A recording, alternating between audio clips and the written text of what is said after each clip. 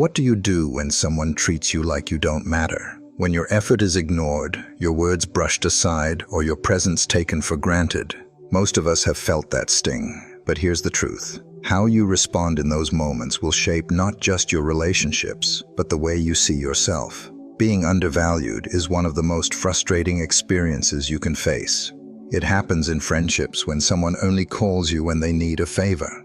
It happens in families when your sacrifices go unnoticed. It happens at work when your boss praises everyone else but skips over you. In those moments, you're left asking, do they even see me? Do they even care? And the pain runs deeper than the situation itself. It touches on something every human being longs for, the need to feel seen, heard, and appreciated. That's why in this video, we're going to dig into why people treat others this way, what it does to you if you let it slide, and most importantly, how to respond in a way that protects your peace without losing your character. Because you can't always control how others treat you, but you can control how you respond. And here's the part that might surprise you. The way you deal with people who undervalue you can either keep you stuck in the same painful cycle, or it can completely transform the way you see yourself and the way others see you. By the end of this video, you'll have clear steps you can take when you feel ignored or taken for granted, and you'll understand why your value doesn't depend on anyone else's recognition. Value isn't just a nice word we throw around. It's the foundation of every relationship we have. To be valued means more than someone saying thank you once in a while. It's about being treated with respect, being listened to, and being acknowledged as someone who matters. When people value you, you don't have to constantly prove yourself or fight for their attention. There's a natural flow of appreciation, trust, and care. But when someone doesn't value you, the opposite happens. You feel invisible. You put in effort, but it's overlooked.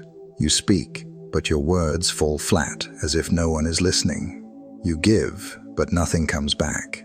And that gap between what you give and what you receive leaves you feeling drained. Psychologists say humans have 3 basic needs in relationships: to feel safe, to feel seen, and to feel significant. When someone doesn't value you, they're essentially denying you that sense of significance. It's not just an inconvenience, it's an emotional wound. That's why it cuts so deeply. Think about a time when you poured your heart into something. Maybe helping a friend move, putting in extra hours at work, or simply showing up for someone who was going through a hard time. And instead of gratitude, you got silence, or worse, indifference. That emptiness you felt wasn't just disappointment. It was the absence of value. And here's the truth. Everyone longs to feel valued because it's tied to our sense of worth.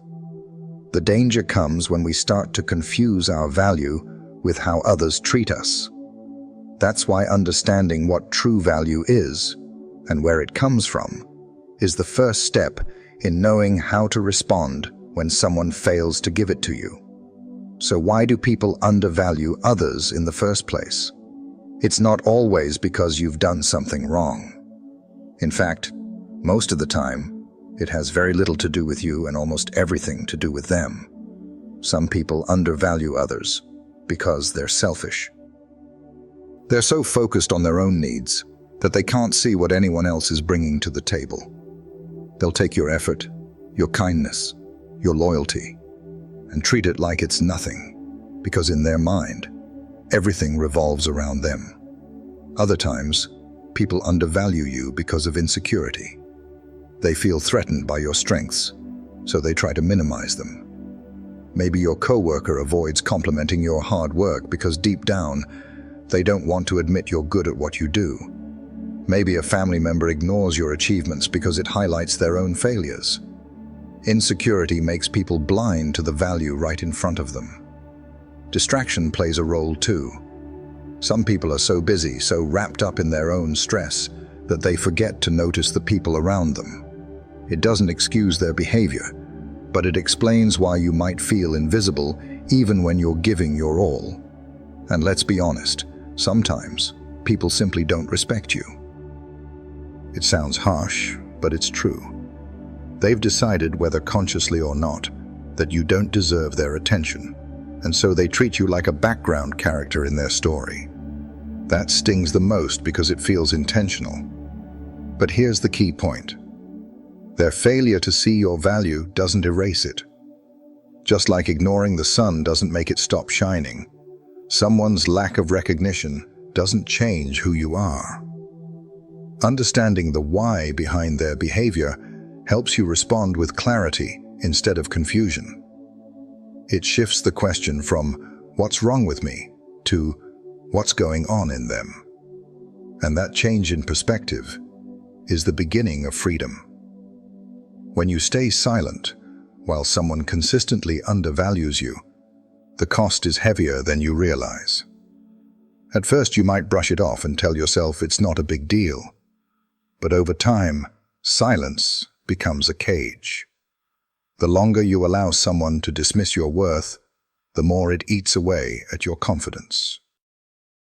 You start doubting yourself, questioning whether you're overreacting, and even convincing yourself that maybe you really don't matter as much as you thought. Resentment also builds quietly in the background. You keep giving, but every time your effort is ignored or minimized, it adds another brick to the wall between you and that person.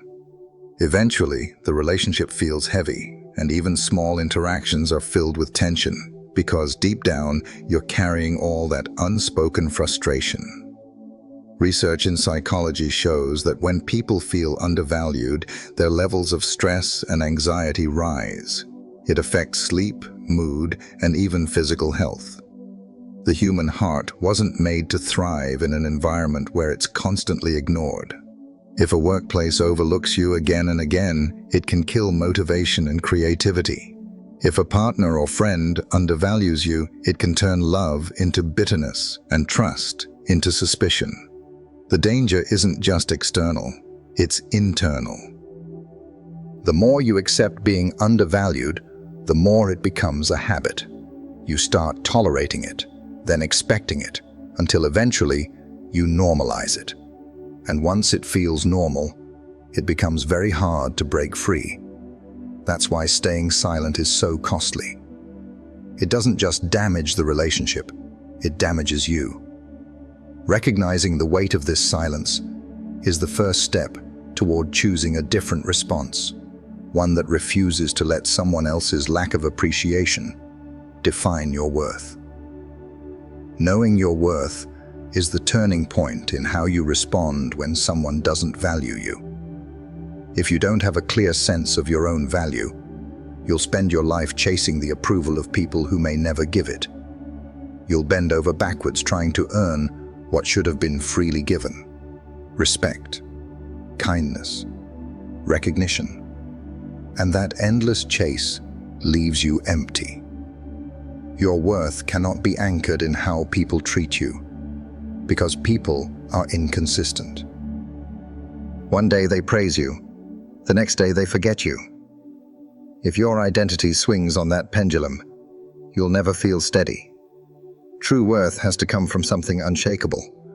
This is where faith makes all the difference. The Bible says, "You are fearfully and wonderfully made, created in the image of Jesus." That means your value isn't up for debate. It's not negotiable. Even if every person on earth overlooked you, your worth would remain the same in the eyes of the one who created you. Think about it this way. A diamond doesn't stop being a diamond just because someone throws it in the dirt.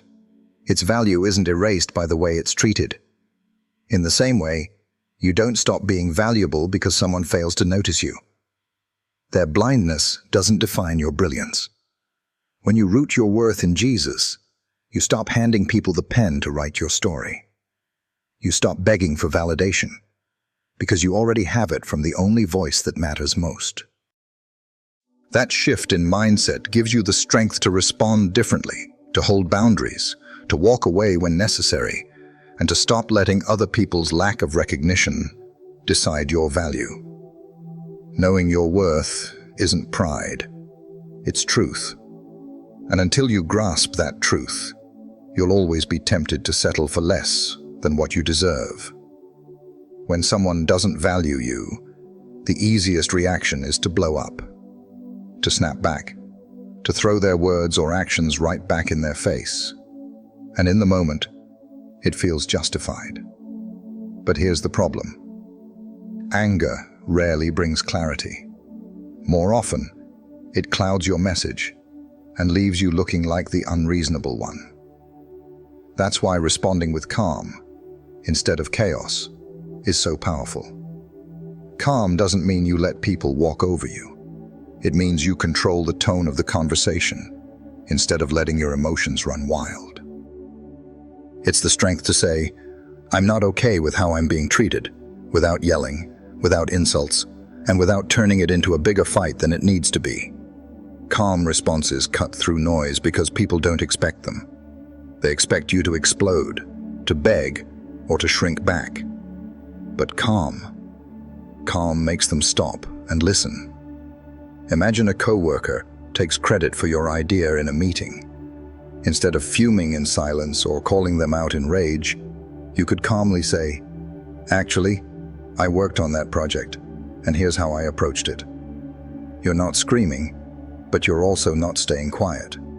Or if a friend constantly ignores your effort, you can say, "I feel like my time and support aren't being valued," and that hurts. Short, clear, calm. Responding this way does two things. It keeps your dignity intact, and it puts the responsibility back where it belongs, on them. You're no longer reacting from hurt. You're standing firm in truth. People might not like it, but they can't deny it. Calm responses are like a mirror. They show others their behavior without giving them ammunition to twist your reaction. This doesn't come naturally, especially when emotions are high. But learning to pause, breathe, and choose composure is one of the strongest tools you have. It says, "I know my value, and I won't let you drag me down to your level." Boundaries are not walls to shut people out.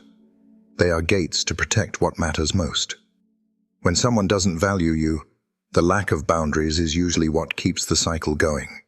You keep giving more, they keep taking more, and before long, resentment is the only thing growing in the relationship. Boundaries are the line where you say, "This is what I will allow, and this is what I will not." Setting boundaries doesn't mean you stop loving or caring. It means you stop tolerating behavior that chips away at your worth. For example, if a friend constantly cancels plans at the last minute, you can choose not to rearrange your schedule for them anymore. If a coworker dumps their workload on you, you can draw the line by saying no instead of silently carrying the weight.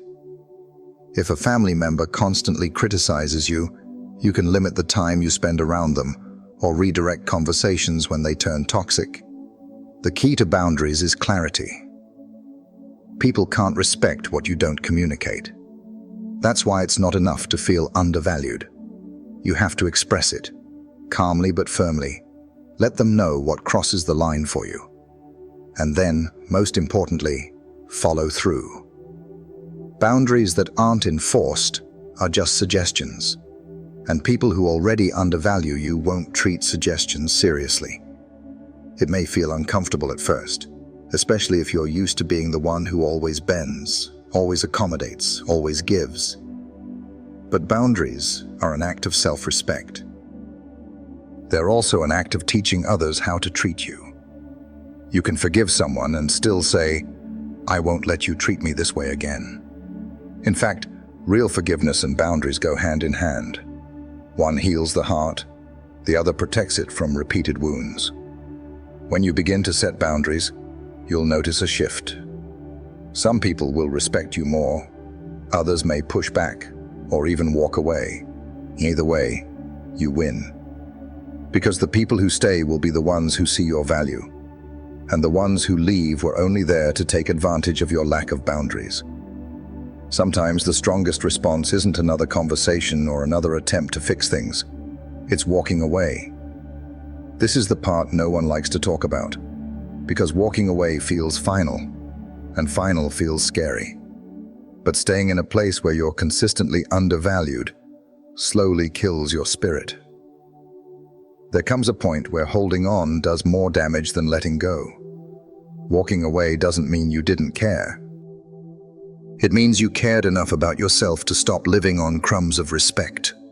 Maybe it's a friendship where you're always the one reaching out, and when you stop, the silence is deafening. Maybe it's a relationship where your love is met with indifference, and no amount of effort changes it. Maybe it's a job where you give your best, but they treat you like you're disposable. In all of these cases, the bravest move may be to close the door. Yes, it's painful. Yes, it leaves questions and emptiness for a while. But here's the truth. Walking away creates space for the right people, the right opportunities, and the right environment to come into your life. It's like clearing weeds from a garden. You can't see new growth until you remove what's choking it. There's a line that says, "Sometimes you don't lose when you walk away, you win." And it's true. Walking away is a declaration that you know your value, and you refuse to stay where it's denied. The people who truly value you won't need to be convinced. They'll show it. And the ones who don't? Letting them go is the first step to finding peace. Forgiveness is one of the hardest steps when you've been undervalued, because everything in you wants justice. You want them to realize what they did, to feel the weight of how they treated you, maybe even to regret it. But forgiveness isn't about letting them off the hook. It's about letting yourself off the hook. When you hold on to bitterness, you chain yourself to the very person who hurt you. Forgiveness is cutting that chain. It doesn't mean pretending it didn't hurt.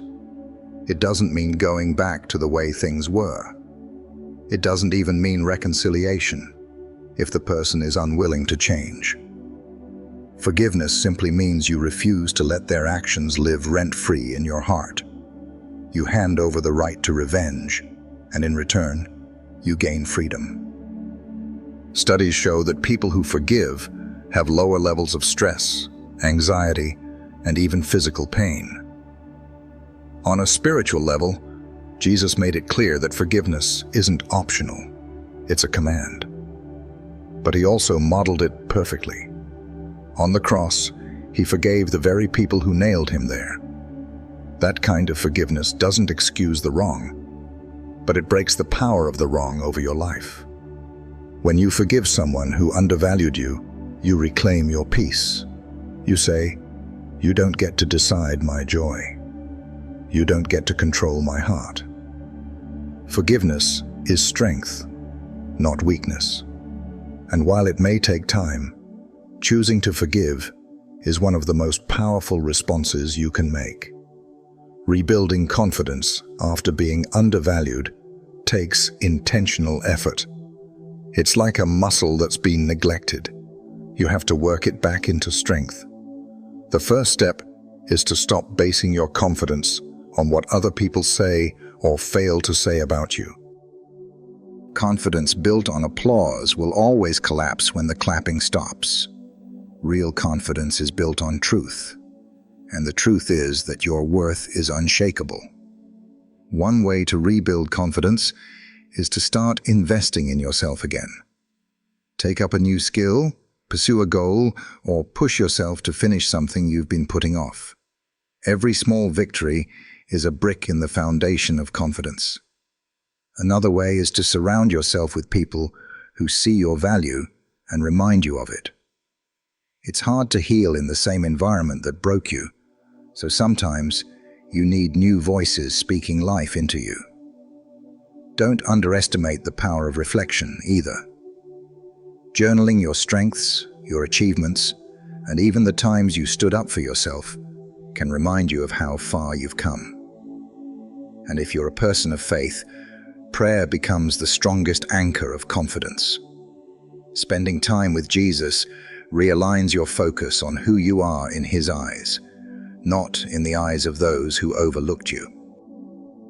The process won't happen overnight, There will be days when the old doubts creep back in, but rebuilding confidence is about consistency, not perfection. Every time you choose to honor your worth, every time you silence the voice that says you're not enough, you grow stronger. And before long, you'll look back and realize that the person who once settled for being undervalued now stands tall, unshaken, and sure of who they are. Redefining value is the moment everything comes together. Up until now, the pattern has always been the same. You give, they take, and you wait for them to recognize your worth. But the truth is, your value was never meant to be handed to you by someone else. It was already set. The real shift happens when you stop trying to earn it and start living from it. Think about it. When you know the value of a treasure, you don't beg anyone to see it. You protect it. You don't discount it to make it easier for someone else to take. You guard it because you know what it's worth. That's the mindset you need to adopt with yourself. When you understand your value, you stop settling for half-hearted love, one-sided friendships, or jobs that drain the life out of you. Here's the key moment. Being valued starts with you. If you treat yourself like you matter, by setting boundaries, by pursuing growth, by refusing to tolerate disrespect, others will follow your lead. And if they don't, you'll have the courage to step away without feeling like you're losing yourself. When you finally realize your value isn't tied to how others treat you, you stop begging for scraps of recognition and start living in freedom. That's the turning point. That's the moment you move from hurt to healing, from waiting for validation to walking in confidence. It doesn't mean you'll never feel undervalued again. It means when it happens, you'll know exactly who you are, and no one can take that away. You don't have to look far to see how this plays out in everyday life. In the workplace, someone who doesn't feel valued by their boss often loses motivation. They stop contributing ideas, not because they don't have them, but because no one ever listens. At home, a partner who feels taken for granted may begin to shut down emotionally, creating distance where there once was connection. In friendships, when one person is always giving and the other is always taking, the relationship eventually feels more like a burden than a blessing. But the opposite is also true. When people feel valued, everything changes. Employees work harder, not because they're forced to, but because they know their effort is noticed. A spouse who feels appreciated gives more freely, because love is being reciprocated. A friend who feels respected doesn't mind going the extra mile because the relationship feels balanced. That's why the way you respond when someone undervalues you matters so much. It doesn't just affect that one interaction. It affects the entire rhythm of your life. Choosing to know your worth, to set boundaries, to forgive, and to rebuild confidence doesn't just heal you. It shifts the kind of relationships and environments you attract. People begin to mirror back the way you treat yourself. So the next time you catch yourself in a situation where you feel unseen or dismissed, pause and think, am I accepting this as normal, or am I willing to respond differently? Because how you answer that question could change not only the relationship in front of you, but also the direction of your life. Here are the key lessons you can carry with you. First, understand why people undervalue others. It's often about their own selfishness, insecurity, or distraction, not about your lack of worth. Second, don't stay silent. Silence may feel easier in the moment, but over time it eats away at your confidence and builds resentment. Third, root your worth in Jesus. People may fail to see your value, but He never does, and His view of you is unchanging. Fourth, respond with calm instead of chaos. Anger clouds the truth, but composure makes people pay attention. Fifth, Set boundaries. They are the guardrails that protect your heart and teach others how to treat you. Sixth, know when to walk away. Sometimes leaving is the only way to regain your peace and make room for the right people. Seventh, choose forgiveness. Not to excuse the hurt, but to release yourself from bitterness. Eighth, rebuild your confidence by investing in yourself, surrounding yourself with supportive people, and remembering your identity in Jesus. And finally, redefine value. Stop waiting for someone else to hand it to you, and start living from the truth that your worth is already set. These aren't just nice ideas, they're practical tools. When you put them into practice, you stop living like a victim of other people's opinions, and start living like someone who knows exactly who they are.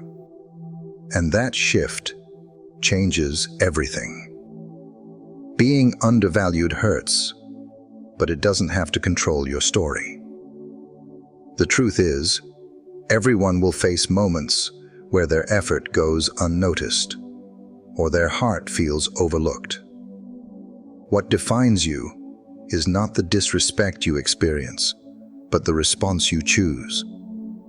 You have the power to either let someone else's blindness dictate your worth, or to stand firm in the truth that your value doesn't waver. Think back to everything we've walked through, recognizing why people act the way they do, refusing to stay silent, setting boundaries, walking away when necessary, forgiving without bitterness, and rebuilding confidence. Each of these steps isn't just about surviving undervaluation. They're about rising above it. They're about moving from frustration to freedom. And here's the most important reminder. Your value isn't fragile. It's not something someone can take away with a careless word or a thoughtless action.